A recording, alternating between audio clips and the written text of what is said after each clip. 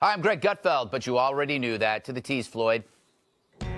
Tonight, why do liberals play down the terror threat following this week's GOP debate? We're about to hit him with a fact sandwich dipped in expert analysis. Plus, Putin praises Trump. Then Trump praises Putin. What's next? Opening a bed and breakfast in Prague? I hope so. They're delicious. And later, is it too much to ask social media outlets to help fight terror? The answer is no. Or yes. Frankly, I'm very confused. Let's get started, America. We've got a bucket of truth to eat.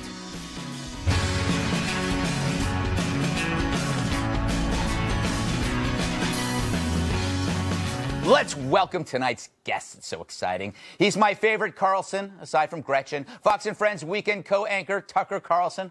Nice hair. She's a Democratic pollster and a strategist, but we still like her anyway. It's Jessica Tarlov.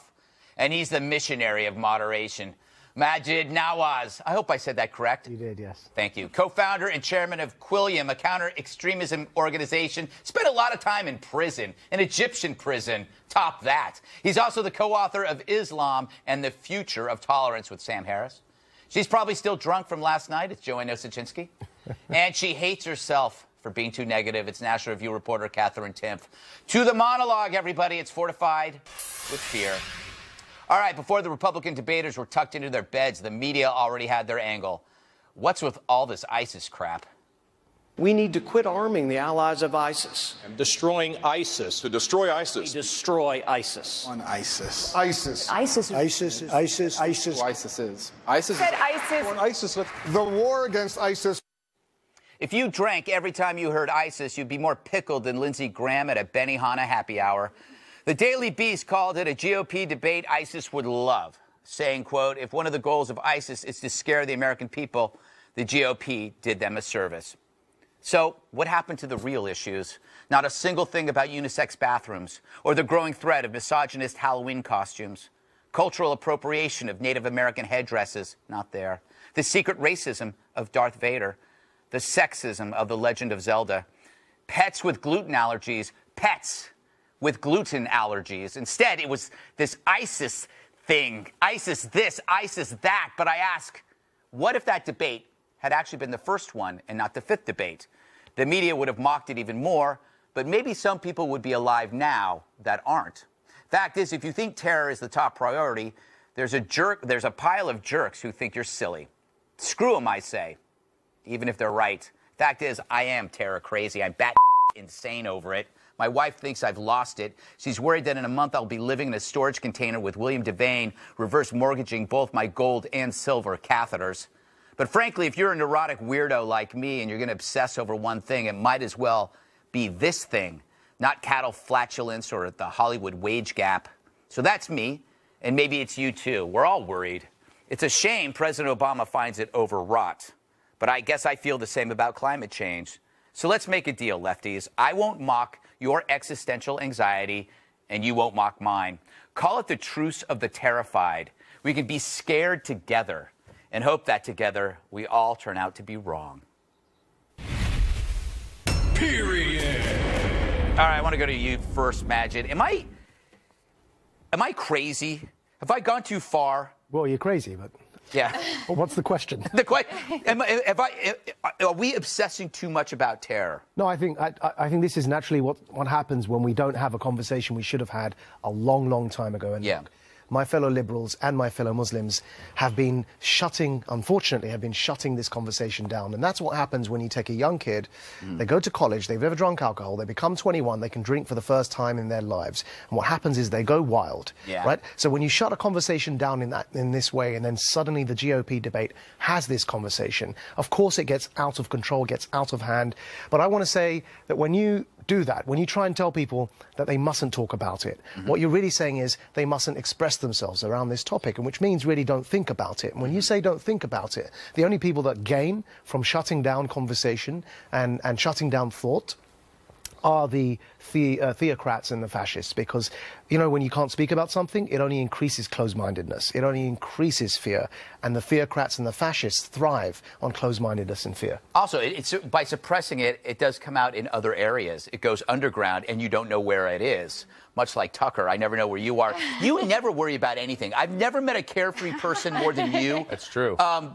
Are you worried about terror the way I am? That is such a wise point, by the way. I feel like Christopher Hitchens is back in the room. That is, when you control what people say, you control what they think. Yeah. You see this with the immigration debate, too. It's been tamped down for years, and it emerges in the body of Donald Trump. There's a reason. I am worried about terrorism. I'm actually not worried about being killed by terror. I think that's like much less scary than Parkinson's or things that happen to average people. I'm worried about becoming Europe. A totally fractured society where freedom of expression is tamped down because of the lack of social cohesion they have there, where, you know, these are societies filled with anxiety, leaving aside the death toll, which is negligible, but there's a real toll nevertheless on the society where you have, a large resident group that hates the majority. You don't want that. You don't want to live in that world, and I am worried about that happening here. Jessica, why do you want the apocalypse? Give me a minute. Access my Dem talking points. It's really unseasonably hot out, isn't it? Yeah. I don't want the apocalypse. Nice. Democrats don't want the apocalypse. As to your point, I mean, it was really well put, as was yours, Tucker.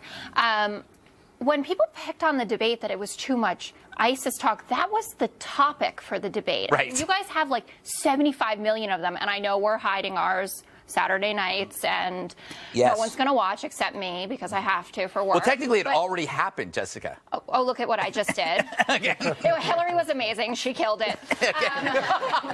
Not in the terror way. But what I would say is, you need people to be talking about it. And I think what was really interesting to me about the GOP debate on ISIS or on foreign policy and terror was the fact that no one but Lindsey Graham was actually espousing anything different than the Obama policy. They were just saying it louder. What drives me crazy, Joanne, is that people get totally into terror, and then because of the security measures that are in place, people are actually forget about it because the stuff starts to work and they worry. They stop thinking about it. Yeah. No one's vigilant longer than a few months. Right. Well, the thing that's scarier than terror is missing the signs of a terror attack, which is what happened in San Bernardino. We're like, what could we have done to have stopped this? So fear can actually be a great motivator, and it's important to be vigilant. And yes, while the odds of you ever being the victim of a terrorist attack are very slim, try telling that to one of the family members of a San Bernardino victim. Yeah, but they also think, too, the thing is, the changing face of risk,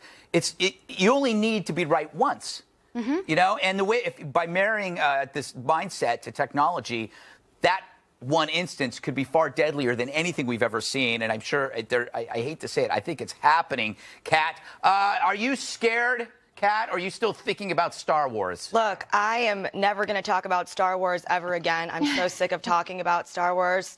I am afraid, but at the same time, I think that we shouldn't be completely overrun by fear. Some people really are. For example, you are. Yes. Yeah, I heard you wouldn't even take the train. Yes, I actually drove to Philly. I drove to Philly instead of taking the train. During, by the way, a rainstorm that was probably far less safe. I could have died. 100% true. So you're an example of someone that's overrun by fear. Yes. Which is kind of a problem. It can cloud your judgment. But then on the other hand, we do have Obama, who he's not just not passionate when he talks about it. He seems annoyed that he has to talk about it at all. And your #1 job in the government is to keep us safe. I don't want to get my head blown off. Act like you at least care if I get my head blown off. I think terror is his Katrina. You know, this notion that it's got nothing to do with Islam, I really want to address that as a Muslim on your show. Yeah. I think it's as absurd as saying that the Sith Lord has nothing to do with the Force. Right? Nice. You know, at the end of the day, the Force can be used for good. And I kind of liken myself a bit to Luke Skywalker, but it can also be used for bad. And we've just got to acknowledge that the religion of Islam, it's as ridiculous as saying this ISIS is Islam as it is to say that they have nothing to do with Islam. They have something to do with Islam. Obviously, they have something to do with it, and we have to talk about that something. See, I see myself as Roy Scheider in Jaws, and the shark is radical Islam. Yes. And you're throwing a scuba tank into his mouth and then firing a gun into it, and he explodes. Exactly. Yeah. That's kind of how I look at it. At a rally last weekend, Christie had this to say about fighting ISIS. More stuff. The Jordanians understand it after they watched ISIS burn their pilot to death in a cage. Other countries in the Middle East have learned it as they watched their hostages beheaded on live television. These are animals that we need to bring the fight to. Anything about that seem offensive? Let's turn to my favorite MSNBC host, Chris Matthews. Animals. I mean, call them what they are, bad people, but what's this animal thing? Well, you know, the Republicans... that Christie's throwing around. That's amazing. I feel such shame. you should feel. You know what? If we stopped calling them names, they wouldn't behead people. Well, and people ask me why I come on Fox and not MSNBC. I think we just figured it out. I mean, that's a microaggression, or maybe that's a macroaggression to Chris Matthews. I mean, the semantics of this, down to what you were talking about, is saying, that it does have something to do with Islam. We need to be clear about that. And to the debate that we've always been having about how the Obama administration and Hillary, they won't say it's radical Islamic terrorism, right? They'll just say it's radicalism or extremism. We are playing such ridiculous word games with an existential threat, the likes of we haven't seen an.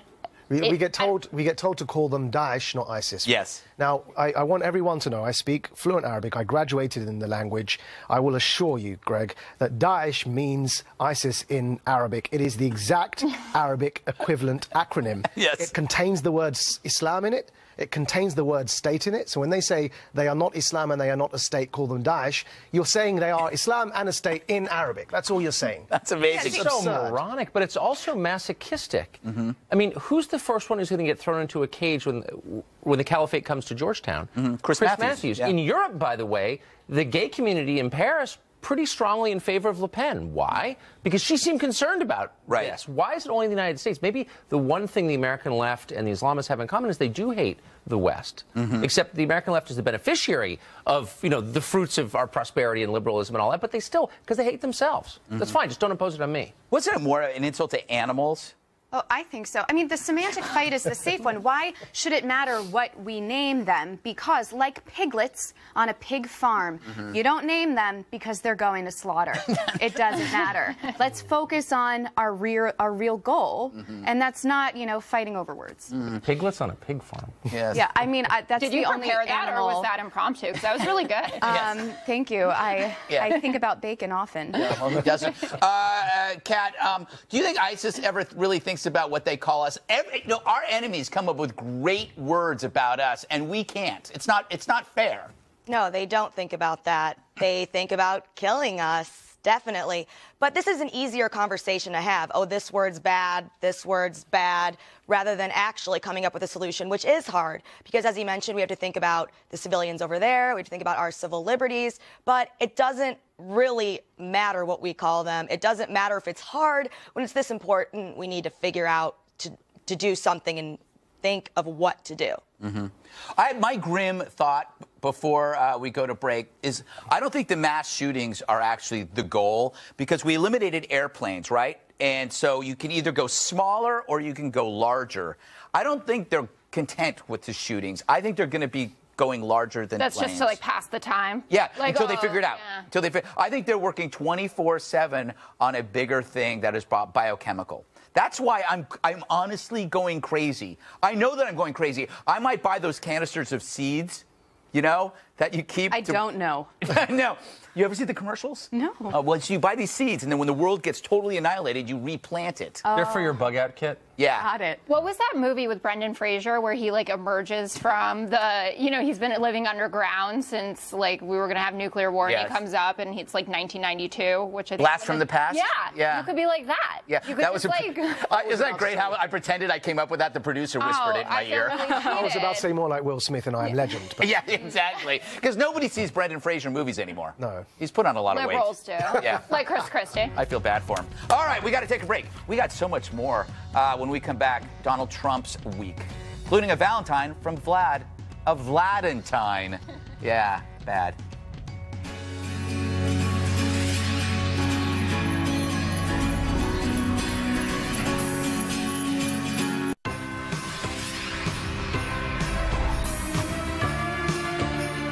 I don't know if I like that. Another great week for our orange-haired Hellcat from Planet Awesome.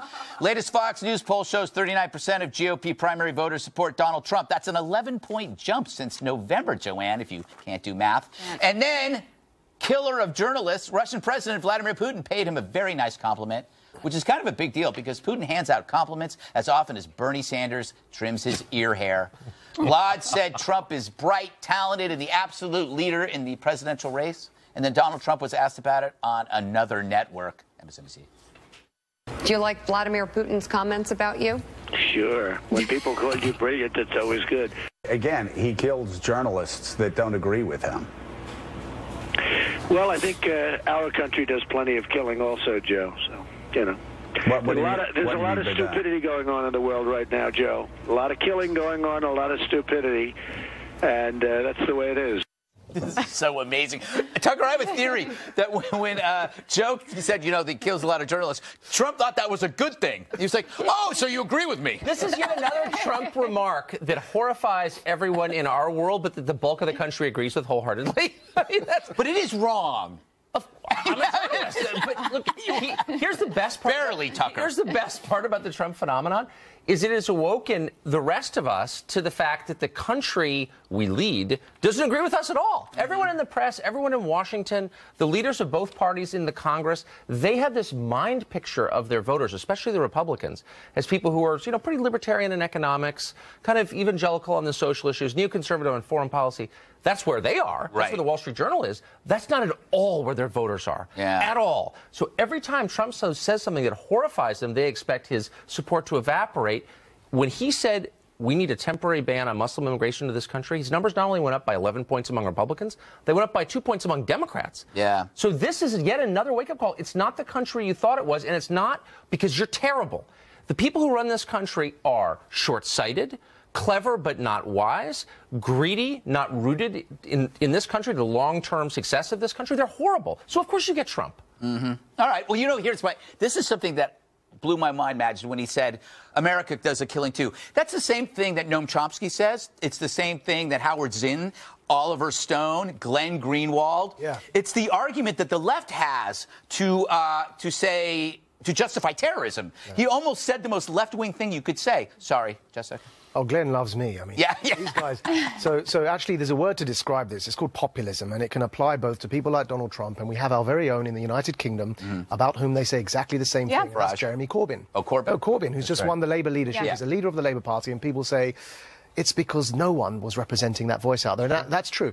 Actually, my view on Trump is actually, if you go to, say, some obscure YouTube channel, right, and you look at the comments underneath, and you see all those trolls that are on those comments, right, imagine those comments come to life, and that's Donald Trump. He's like a person that comments on these on social media and just says whatever is on his mind with absolutely no filter. He's like, to me, I see him as a roast comic on tour. The same way, where it's just like he sees stuff and he says it, and because he's getting a response, he does it more, and it's like a thing. It is like commentary with an audience. But until you then headline your own show, the behavior changes, and I really do think that Trump, the candidate, is very different from what Trump, the president, would be, and I think that you're going to see a lot more leaders who, at that time, like Putin, would speak favorably of Donald Trump, because once you talk to the man one-on-one, as you have. Yes. Oh, gosh. Wow, I have. He really, it shows why he is such a successful man. He knows how to make other people feel important. And I think that every leader wants to feel that way. Do you think, Jessica, Putin is playing him because he flattered him and he knows that flattery is... Yeah, I think so. Michelle Field said this. She said this is like the ultimate trolling of Obama. Yes. What Putin has just done. He's been like, you've been trying to play nice with me for like 7 years, and I'm just going to go right to the guy that you hate the most and say that I think he's fantastic. Right, yeah. It's like hanging out with an ex. Totally. You know who loves Trump? I bet you my car that Bill Clinton secretly loves Trump. Yeah. He's watching. He called for him to get in at the very beginning years ago. He did. But I bet you $1,000 he's on the road in a Four Seasons somewhere watching television, cackling to himself. But an extra $1 on the fact that he called up and said, "You leave my wife alone." So it only goes so far. Hey, Kat. Donald mentioned Putin's polls. He says, look, he's very popular with the Russian people. Do you think those polls are legitimate? I don't think it has anything to do with it. They're not legitimate. But the only reason that he likes him is because the only reason he likes Putin is because Putin likes Trump. Yeah. And I like people who like me. They're my favorite. I get it.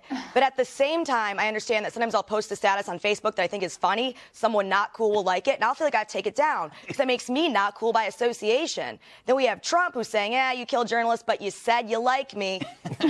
Just don't insult me, because then that would be really bad. So, yeah, anybody who he's the most flatterable person in the universe. Completely affects what he thinks about you, whether you like him or not. The one thing that bugged me about this whole thing, I understand what Trump was saying. He was saying, like, Putin does things to help his country, unlike our president. That's his justification. But I have to remind myself that I work at Fox News, where half of the people here are guys who've been in war zones, whether it's Shep or it's Hemmer or it's Leland or Leventhal. They're not desk jockeys like me.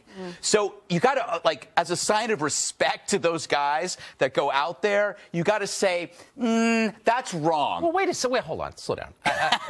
I'm not defending Putin. I know. He hasn't killed American journalists. I know. And the truth is, no, I'm serious. Slow down for a second before you mock me.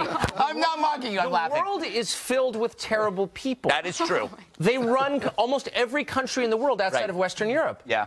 And so you have to create a hierarchy of concern. And why is Putin at the top of that hierarchy of concern? I'm hardly endorsing Putin. I think he's a pig, but is he the greatest threat to America? There are people who are so ossified and stuck in 1998 that they imagine, 1988 rather, that they imagine he's our main problem. No, he's actually, in effect, on our side in the struggle that really matters. I agree with you on that. What the hell? Because I'm just saying. No, I'm talking about the journalists. When somebody says they kill journalists, you should say I'm against that. On another point of fact. No, but I care about Americans first. I guess I call me a Trump guy. On another point of fact, then, if we're going to be correcting things here, then of course America doesn't deliberately target innocent people to kill, unlike Putin. So there is that difference, and Trump's comments in that regard were very Glenn Greenwaldian. Yes, it's the got that in there. It's the relativistic nature of it that's interesting. But I agree with you. Hierarchy, I get it. Yeah, America better not do that. Numero uno, baby. All right. They're wrapping me. Coming up, is closing Gitmo really such a good idea when we're trying to fight terror? President Obama thinks so. Later, Harvard says sorry for handing out placemats loaded with liberal talking points. Way to kill some trees, Harvard.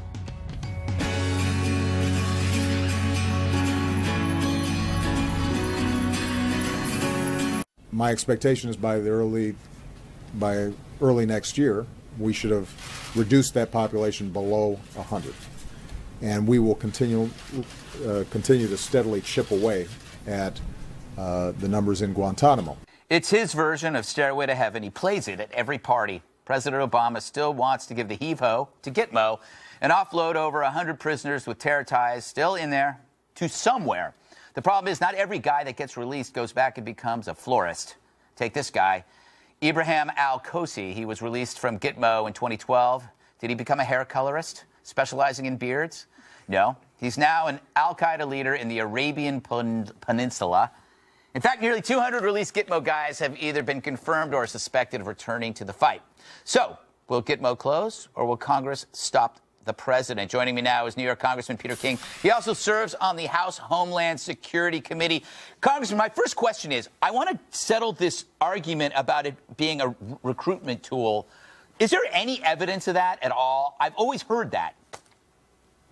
No, I think the only evidence is in the minds of the New York Times editorial writers, President Obama, and other people on that liberal left who have this fantasy that somehow the real reason why al-Qaeda hates us, why the jihadists hate us, is because of U.S. imperialism, because of George Bush and Dick Cheney, because of Guantanamo. No, it's all nonsense. The fact is, the only reason they feel that they can attack us is because they think we're weak and we're not going to retaliate.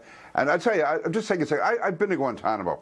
I can tell you there's not an army base in this country or a boot camp in this country where the soldiers are treated as well as the so-called prisoners are at Guantanamo. These guys are playing soccer. They're getting art classes, language classes. Listen, if you have to be in prison, if you have to be in a prison camp, this is the place to go. And they have, again, this is better than any Army boot camp, any Navy or Marine boot camp in the country. These guys, nobody bothers them. They're abusive. They're terrible. But anyway. What about when, President Obama often brings up the cost, which I always find interesting because it's not very often you hear a progressive bring up the price of something, but it's only, wouldn't America kind of think that the price might be worth it? Since, by the way, there's nobody on planet Earth that wants these guys. We're calling our neighbors. Can you take these people? They don't want to take them. So in a weird way, Gitmo is kind of like a favor, if you will, to the rest of the planet because we're holding on to them. Yeah, and you know, all the guys, all these prisoners who've been released, all of them have gone through some kind of screening process, and almost 30% of them are back on the battlefield, including this guy Cozy you were talking about, who was very big in Al-Qaeda in the Arabian Peninsula, and they are the one of all the Al-Qaeda elements, they're the ones who have tried to attack the U.S. the most times since 9/11. They're the most deadly toward the U.S. Now, ISIS obviously is a greater power, but as far as wanting to attack the U.S., that's Al-Qaeda in the Arabian Peninsula. That's where Cozy went, and he shouldn't have been released in the first place, obviously. Hey, you know, yesterday when I was on the 5, Geraldo, you remember him, started yelling at me, said that Gitmo was unconstitutional, and I couldn't follow the argument. Is there any shred of fact behind the fact that Gitmo is unconstitutional? No, in fact, I think the Supreme Court has given too many rights to the prisoners at Gitmo, but hasn't said it's unconstitutional. They've just set some requirements that you have to follow as far as due process. But no, it's not unconstitutional at all. Gitmo is it's under the U.S. military, and I'll tell you, they've complied with everything they possibly could comply with. I think, quite frankly, these guys are treated too easily there, and for everyone we release, we're putting American lives at risk. So why the president has this compulsion? It seems to make him happy when he talks about it, how he's going to close Gitmo. That was one of the first things he did, was sign an executive order. I just wish he showed that same anger or that same excitement when it comes to going after Al-Qaeda, going after ISIS. Congressman, before we go, do you think it's going to close? The only way I think he could close it would be to send those prisoners to the U.S. Okay. And if he does that, and that's why Congress should go to court and get an injunction now to say he cannot do it. Okay, thank you, Congressman King. Very helpful. See you soon, Great, I hope. Thank you. Up next, do social network companies have an obligation to report terror activity? Or is this an invasion of privacy? We report, you deride.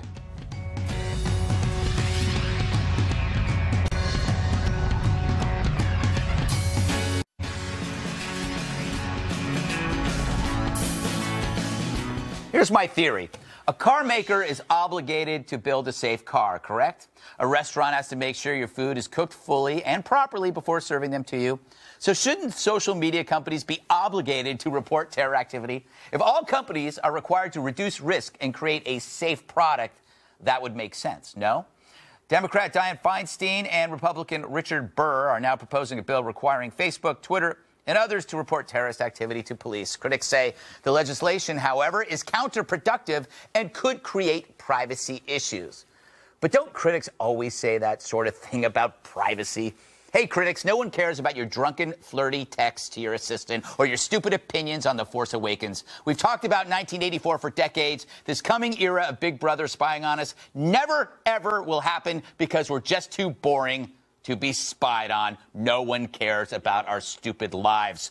Tucker, you agree, don't you? Yeah, good, really good point, Greg. Really smart. Man, that's so smart. You know, because if you're not doing something wrong, you shouldn't be worried about privacy. Can I have your password to your email? Do you mind? Should I what? Can I have the password to your email? Can you? You know what it is. Television? It's Unicorn 1234. You wouldn't give it up because privacy is essential to your humanity. You are dehumanized when you can't have privacy. Why does it have to be privacy versus security? Why? Because that is the choice that the Congress is presenting us. They are saying, no, we're going to do nothing to stem the tide of people who might kill you into this country because we're compassionate and the Statue of Liberty prevents us from doing that. But we are going to punish you, Mr. Law-abiding taxpayer, American citizen, by making sure that we can read your email, listen to your phone calls. It's not punishment, and nobody's going to read your emails, Tucker. Really? Tell that to David Petraeus. Okay. Well, that was a weird scene. No, it wasn't a weird. That was a weird scene. Really? Then why don't you tell that to Denny Hastert? Why don't you tell that to the former governor of New York, Elliot Spitzer? These are all people who will. We knew about Elliot before the emails. I'm not defending their behavior. I'm merely saying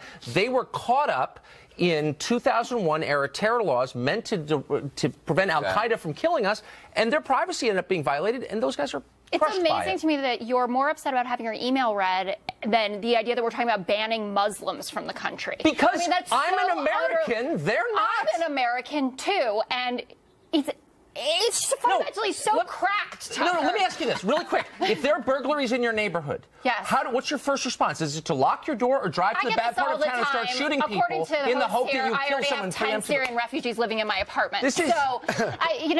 Why should I give my gun up and my privacy away to protect this country? Did you have a background? Why are guns now a part of this conversation? What just happened? I've been thinking about guns this whole time. Why is everyone concerned about the one terrorist and not the one guy who didn't have a background check and got his weapon? Yeah. I don't even know what you're talking about. I just don't think disarming me or taking my privacy away makes sense. Well, no one's disarming you. Imagine. This is really interesting to me because I think from a counterterrorism perspective, neither banning Muslims nor forcing Facebook and Twitter to monitor their users' accounts will make a jot of difference for terrorists, because two things that terrorists will do is, one, they'll come in and pretend they're not Muslims. Right. And the other thing is they'll go and use encrypted apps that are based in countries such as Germany, which is what we just discovered with recently, and we will have absolutely no jurisdiction. And even if they are in areas where we have jurisdiction, they will use levels of encryption a bit like the kind of the Bitcoin uses blockchain. Right. They get to a stage where it's going to become impossible for us to monitor all of this stuff. It will be so deeply encrypted. What are we going to do? So I think what we should do instead, instead of focusing on the supply side of this, let's look at the demand. Why is there a demand for terrorism in the first place? Why do people want to become terrorists? And that's what we haven't been addressing, because, as we said earlier, we haven't been talking about it. We haven't been having this conversation. We've succumbed to what I call the Voldemort effect. Right.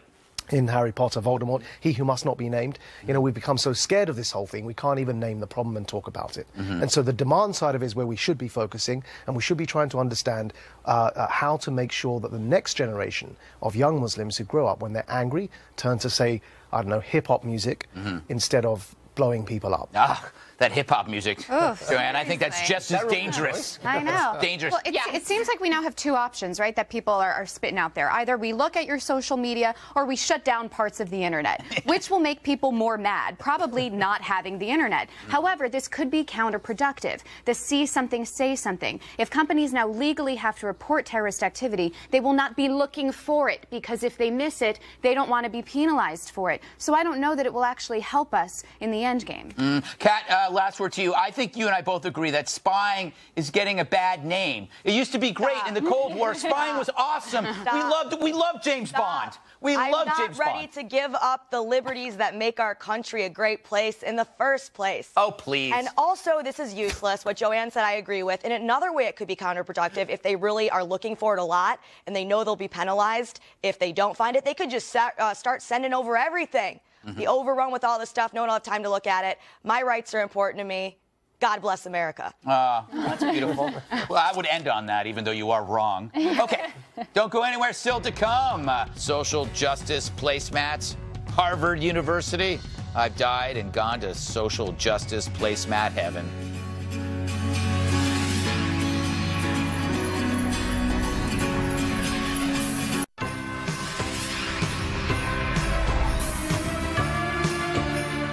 You know what brings families together during the holidays? Discussions about social justice.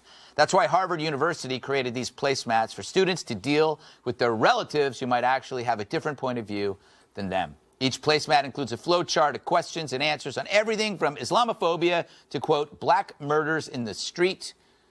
Merry Christmas, everyone. Harvard has since apologized, saying, quote, we write to acknowledge that the placemat distributed in some of your dining halls this week failed to account for the many viewpoints that exist on our campus on some of the most complex issues we confront as a community and society today. Translation, we're idiots. All right, I'm going to go to you first, Kat, because you're our microaggression expert.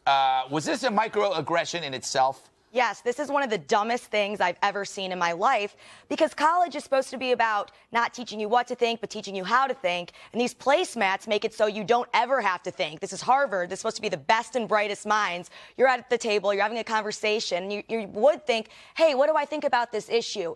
And they just have to say, oh, let's see what my placemat says. I just think whatever the placemat says. Thankfully, I don't have to worry about that nasty thinking stuff. That's too hard. We're all doomed. It's like, you know what? We're doomed. I like this idea, Jessica. To me, it's like a political Ouija board. You know, I don't have to think. It just points me in the right direction. Yeah, it just goes Black Lives Matter. Exactly. Shifts you right over. I mean, as someone who believes in a lot of the garbage on that placemat, I would say that it really does everybody a disservice by having the conversation this way. Yeah. I mean, have some thoughtful chat in your dorm. Don't fire people who stand up for the First Amendment. Don't let anyone bring muscle in to push people out of a protest. And also deal with poop swastikas and racist threats on campuses. And It's the name of my band, by the way. Poop swastikas. Poop swastikas? Yeah. I bet you guys are really good. Oh, we're great. We're kind of like we're like a ska fusion. Awesome. Anyway, I'm getting to imagine. Is it as bad in England as it is here in terms of this hypersensitivity? I'm sorry, I need to consult my placemat before I can answer that question. Go ahead, it's a safe space. Yes. It's unfortunately, actually, England is a lot further to the left on some of this stuff. You've got students on campus, on the one hand, voting for, and these are real examples I'm about to give you, voting to say, for example, boycott Israel, the state, entirely. Right. Yeah, at the same time, they will say things like, we cannot pass this motion in the student union that condemns ISIS because it will offend Muslims. Yeah. Right, so there are some absurd positions that have been adopted. I personally take issue with the word Islamophobia on that placemat because actually we have to be able to distinguish between your God-given right to criticize any idea and your duty and responsibility to respect people as individuals. So you can criticize my religion all you want and vice versa. As long as we respect each other as people, that's what matters. I say that no idea should be above scrutiny, just like no people should be beneath dignity. Amen. Yes. It's also it's so soul-crushingly banal and poorly written and unimpressive. That's what bothers me the most. We have an education bubble where we shove billions of taxpayer dollars to private universities like Harvard every year in the hope that our country will be stronger, lead the world in education. And the closer you look, the more it's just uninteresting, stupid, children with the same 9 views. I mean, there's nothing interesting about it. It's going to be great for your kids because they're going to have no competition when they're in the job market because none of these people will be able to compete with them. Well, there aren't any jobs. That's true, too. There are so many jobs, 13.3 million jobs added, actually. Yeah, no, in Walmart, but robots are taking all the high-paying ones. Yes, AI! Let me have a moment, We are please. missing the real point and what we should all be offended about with this placemat. It's completely insensitive to the millions of people around the world who go to bed starving every night. That is They true. would love to have food they could put on a placemat, but they don't. How about using some of that money that you use to do those printouts and giving it to the poor? Wow, that is a great point, Joanne. Thank you. All right. We come back. What would an elf on the shelf look like in real life? It's the question Special Report refused to ask. Also, you only have a few shopping days left to buy my latest book. It's called How to Be Right. Buy it for your friends, your relatives, your loved ones. Better yet, buy it for everybody you know.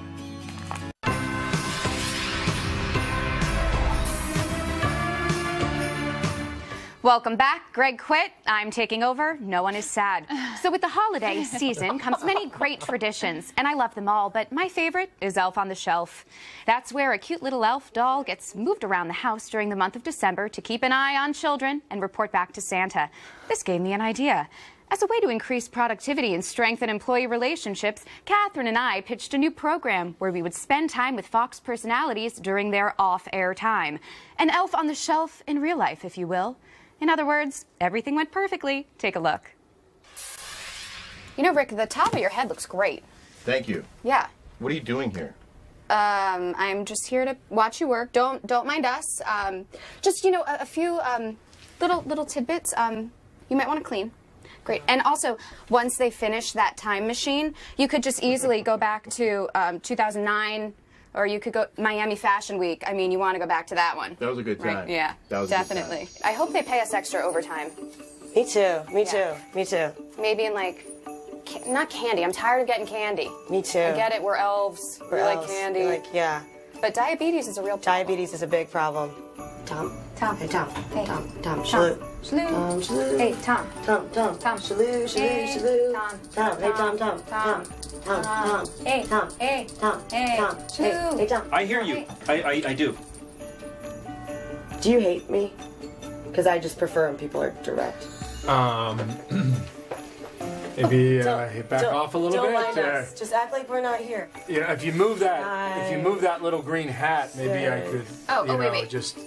There you go. There you go. You can see now. Yeah, so the Jasper is a big part of my life, a big part of the show. Look at that one. The reaction is not as strong as I thought it would be. I mean, it's just we're supposed to be working We're right now. supposed to be helping you work, Look. and we just. Oh my gosh. But I do see that you have some booze. Yeah, I have some Prosecco here. No, well, I understand wanting to catch a buzz at work. I get it, but you should switch. That's to the E6. Yeah. The E6? She swears by them. Yeah. And just swears. It's not enough fun to do Oh, very good. Yeah. Very She- good. She once fit 17 in her mouth. I'm not even going there. I mean, elves really get no respect.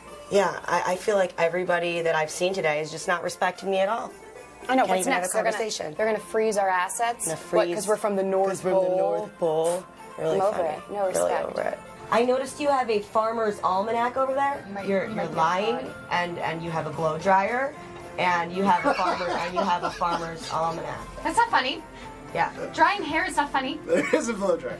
Yeah. You caught me there. Oh, is that how you heat up the forecast? Yeah. I see how it is. Lots of tricks around here. Yeah, We won't yeah. stand for it. Well, we've met a lot of naughty people today, and I hate to admit it, Lou, but you are guilty of being absolutely perfect. Perfect. Yes. You're absolutely. America knows you're perfect. We know you're perfect.